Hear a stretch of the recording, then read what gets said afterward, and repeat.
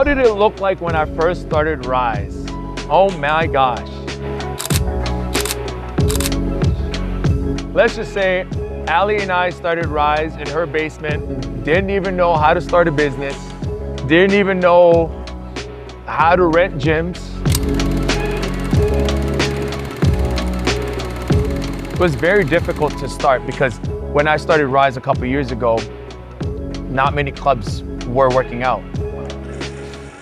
I remember wearing different colors. We didn't even have a color. We didn't even have a color scheme. Like what color represented Rise?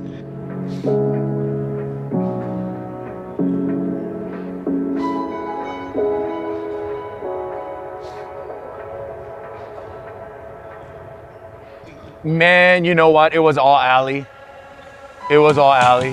Like she was the brain. She was the brain of getting it going. She was working 9 to 5, and she pushed me to start Rise. I'm just the guy with the whistle. I'm just the guy that, you know, played basketball. Ali's rules, Ali's mission was number one, trust the process.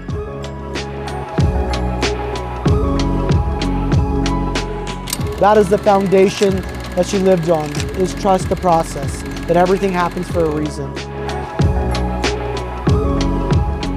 Ali was the founder of Rise, not me.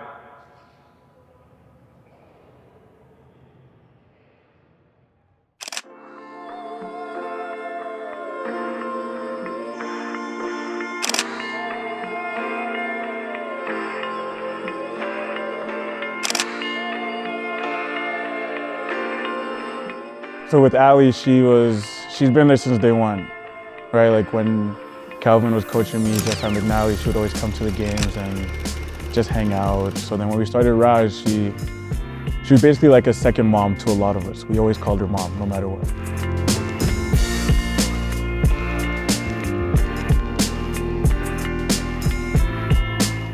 Ali just she was such like a mother figure, which she helped with like everything. Like if you had to talk to her about like boys problems, she coached my team for our first year that we had a girls team. She coached it and it was amazing because she was helpful. Like she knew her basketball stuff, but then she was also able to help us with more the emotional stuff.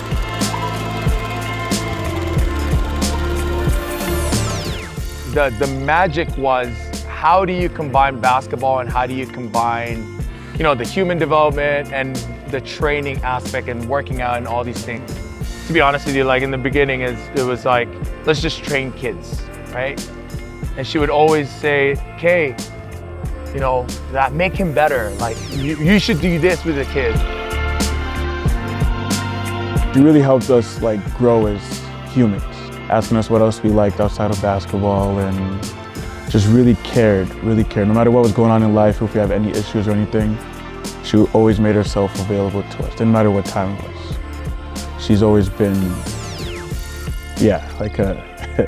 So she was able to kind of pull in those two things, and it was great. Like it was a great time, and I think Ali, even when she wasn't like coaching after that year, she stopped coaching, but she was still there. Like we would go for like drives, she'd take us for food. Like it was always, she was just a big mother figure, and she just helped us with so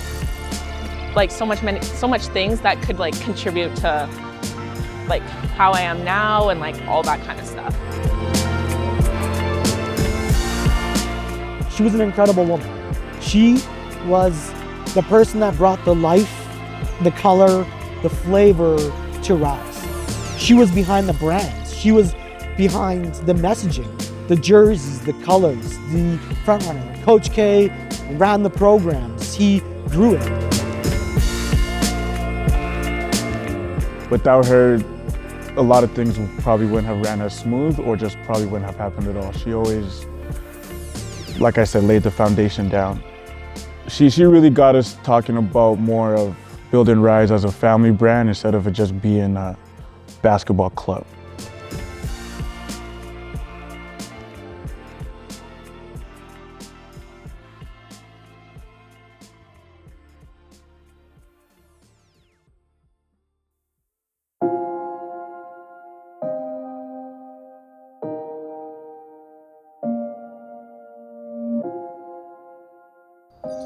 when Ali died, that was actually one of the most toughest years of my life.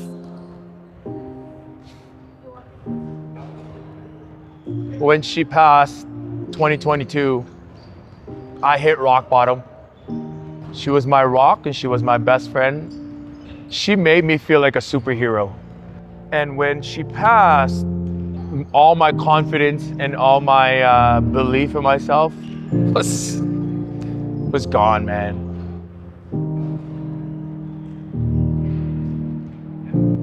This is like so hard. I want to say like Ali was like, I don't know. I think most of it was like, I'm not very like a, thanks coach. I think more of like, I'm not really like a touchy person. So like Ali would always be like, she'd always like give me hugs and stuff. And she'd be like, Tasha, you gotta hug people. You gotta hug people. Like you gotta get used to hugging people. And I'm like, oh, like I hated hugs, but Ali would always like make me like give her hugs and stuff like that. And I was like, oh my gosh. Like now I look back and I was like, wow, why wasn't I hugging Ali more? Like that was such a hard like thing. I was like, oh my gosh. So now I'm like always giving people hugs.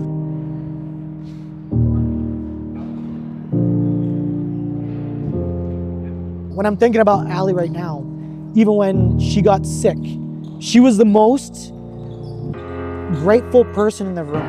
She was the most thankful person in the room. And you could tell that she was not doing okay. It was sad because unfortunately, Ali never got to see this. She deserved it. She deserved it.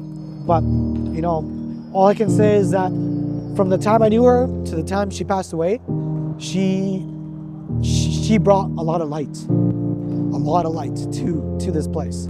You know, it was just super incredible. And I'm just so grateful for that journey, for, you know, doing it. And that's why I'm super happy and super inspired that like, for Ali, what we're doing here, it really made something, you know, just incredible. Like this is for Ali, like championship court, you know, really making sure that her legacy is reminded, and that like this is truly for Ali. If Ali was here right now, what would I say to her? Man, there's not one thing, man. Between her and I is, I'm sorry for many things.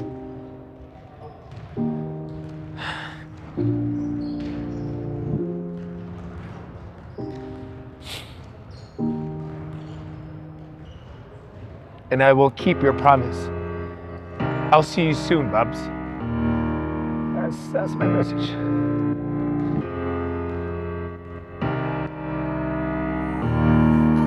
Pressure's gonna drive you crazy. Close your eyes to the madness.